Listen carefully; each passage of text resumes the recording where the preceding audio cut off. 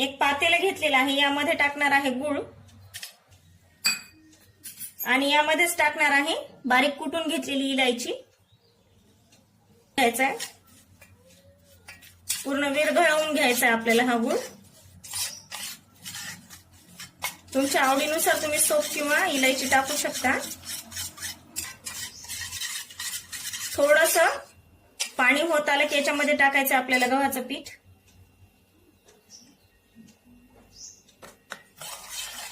आणि हे असं मिक्स करून घ्यायचंय.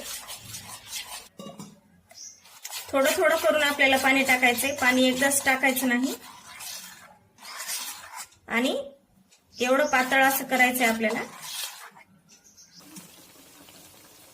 हे गुलगुले तळत असताना गॅसची फ्लेम एकदम कमी ठेवायची आपल्याला. तिखट भजी आपण नेहमी खातो, पण हे भजी पण खायला खूप छान लागते.